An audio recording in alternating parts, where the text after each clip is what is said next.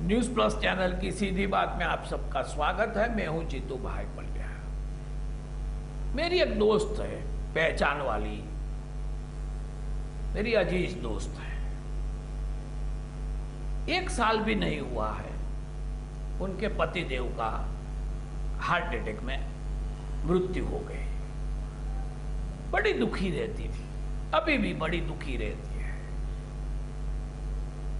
2 दिन पहले उनका फोन आया रात को। वो बिलख बिलख कर रो रही थी और कह रही थी कि जीतू भाई, भगवान ने ये क्या कर दिया?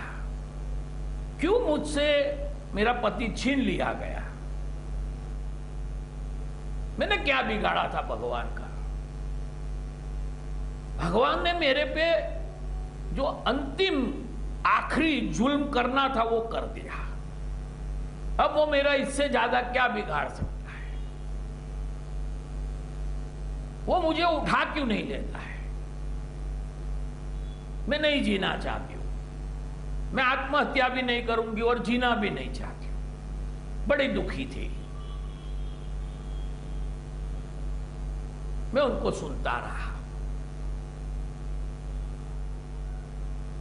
मैंने उनको आश्वासन भी दिया और फिर कहा कि एक बात आप समझ लें कि भगवान अपने हमारे पिता है। भगवान, खुदा कहो, जीसस कहो, कुछ भी कहो, आप कोई भी नाम से भगवान को पुकार लो। और सब धर्म कहते हैं कि वो हमारा परम कृपालु पिता है। अब कोई सामान्य पिता जो हाथ गाड़ी खींचता है, हाथ रिक्शा चलाता है, बिल्कुल गरीब है, वो भी नहीं चाहता कि उनके बच्चों को कोई तकलीफ हो।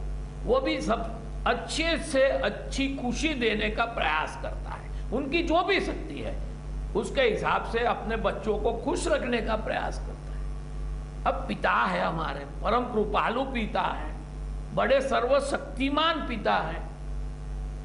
वो तो नहीं चाहेंगे कि हम दुखी हो। वो हमें दुखी भी करना नहीं चाहता, वो तो हमें सुख देना चाहता है। हाँ, हमारे कर्म है, हमारी तकदीर है, हमने जो अर्जित कर्म किए हैं उसके हिसाब से हमारा जीना होता है।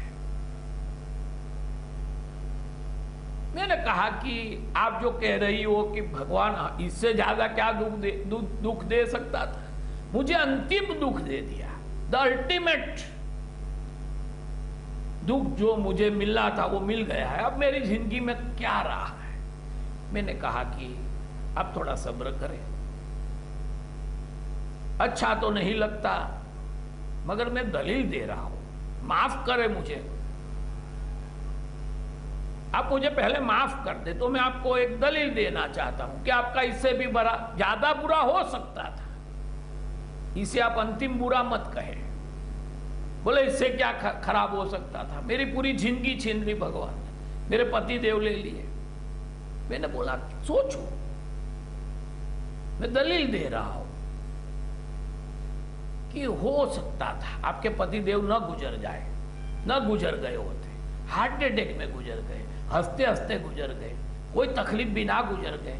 मगर आप एक सिर्फ सोच लो कि एक एक्सीडेंट हो जाता है और आपके पतिदेव के 2 पांव काट डालने पड़ते हैं और फिर वो आज आपके साथ जिंदा है।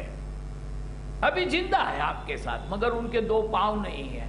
अब एक शेर जैसा आदमी जो 18 घंटा काम कर रहा है, समाज सेवा कर रहा है, बड़ा कारोबार कर रहा है, दोस्तों में बड़े लोकप्रिय है, मेले लगते हैं आपके घर में और जहां वो जाते हैं वहां सब हंस पड़ते हैं, खुशी खुशी फैल जाती है वो जहां भी पहुंचते हैं। अब ऐसा एक शेर जैसा इंसान, अब उनके पास 2 पैर नहीं है, अपाहिज हो गए हैं, वो पलंग पे पड़े हुए हैं। आप उनकी सेवा कर रहे हो, अच्छी सेवा करोगे आप, कोई सवाल ही नहीं है। पर जब आप पूरे दिन उसकी सेवा में लगती हो, ये शेर क्या सोचता है? आपके पति देव क्या सोचते हैं? वो सोचते कि भगवान इससे बुरा क्या हो सकता था मेरे साथ? मैं मर गया होता तो अच्छा होता, ये दिन तो नहीं देखने पड़ते। मैं अब अपाहिज की तरह पड़ा हूं, मैं उठ नहीं सकता, मैं बैठ नहीं सकता।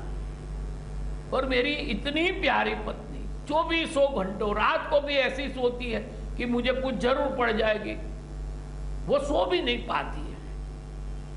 तो शायद वो कहते कि ये सबसे बड़ा बुरा हुआ। मर जाना इतना बुरा नहीं था जितना कि मैं बिना पांव को जी रहा। तो आप ये मत कहिए कि इससे बड़ा बुरा कुछ नहीं हो सकता था, बुरा और भी हो सकता था। मैंने कहा कि आप ये सोचिए कि उनकी जगह आपके पांव कट गए होते और आप कि वो सेवा कर रहे हैं, तो आपको क्या लगता है? आपको ये नहीं लगता कि मैं मर गई होती तो अच्छा था? ये पूरे दिन रात मेरे पास खड़े रहते हैं, मेरी सेवा करते हैं। तो बुरा तो बहुत कुछ हो सकता है। ईश्वर चाहता है कि कम से कम बुरा हो, वो ज्यादा बुरा करना नहीं चाहता है हमारा, वो हमारा कम बुरा हो। हमारे पापों की वजह से हमें जो दुख मिलते हैं उसमें भी वो राहत करने की कोशिश करता है।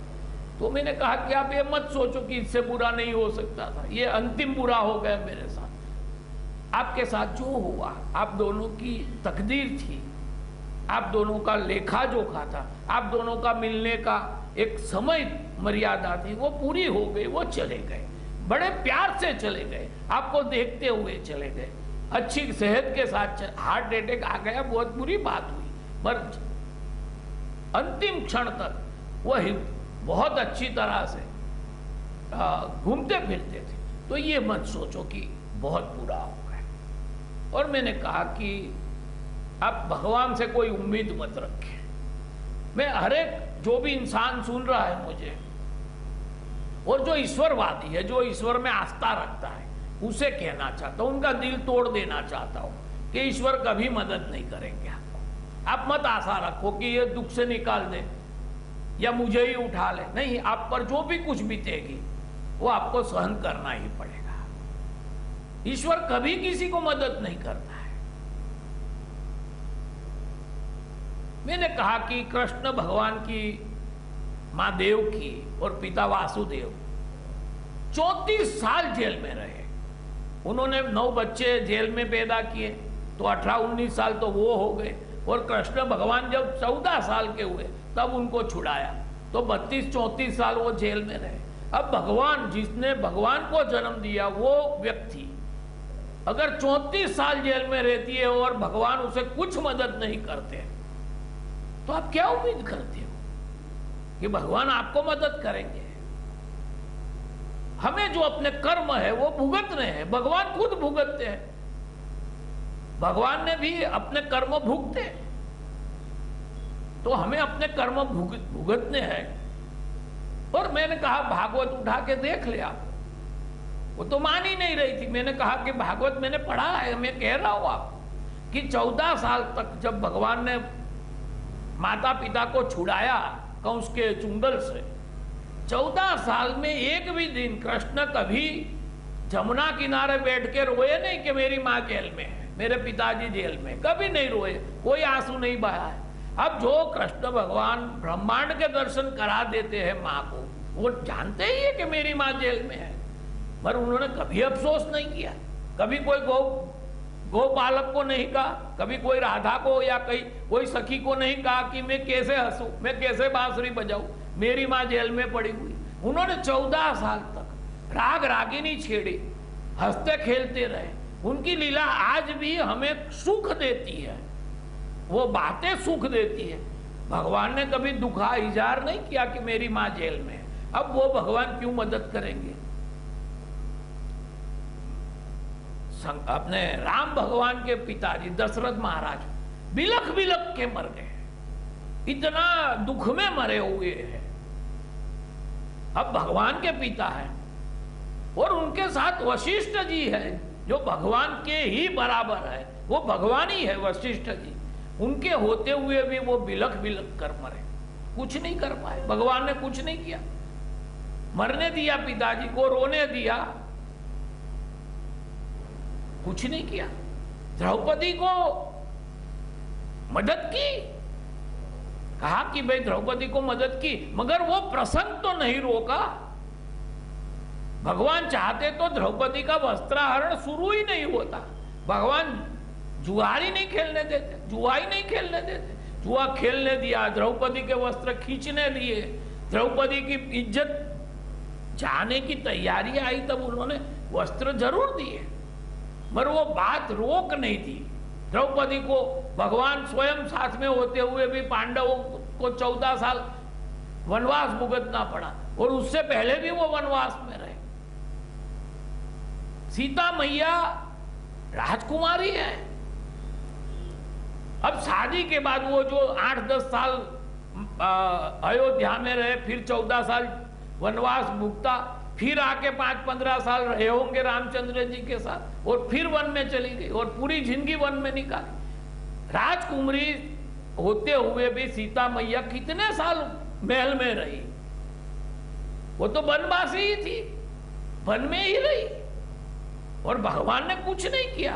और ज्यादा मैं तो ये कह सकता हूं कि भगवान ने उसे पहले भी अपने साथ ले जाके वनवास दिया और फिर घर से निकाल के वनवास दिया। तो भगवान आपको कोई मदद न करे, ये बात पक्की समझ लो। अपने जो कर्म है वो भुगते, हंसते हुए भुगते, भगवान को थैंक्स करे कि भगवान अच्छा हुआ कि तूने मेरा ये चीज ले लिया, मेरे पांव ले लिए, मुझे ले लिया। जो कुछ कर रहे हैं भगवान वो अच्छे के लिए कर रहे हैं। अब कोई शिकायत न करे, चाहे आपका पूरा घर लूट जाए, पूरे घर में आग लग जाए, सब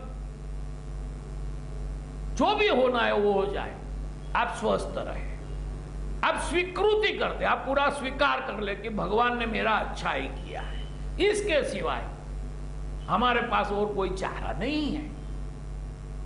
भगवान को याद करे तो थैंक्स गिविंग के लिए याद करे, उसे ऐसे ही याद करे कि तू मेरा पिता है, तू मेरा भाग्य विधाता है।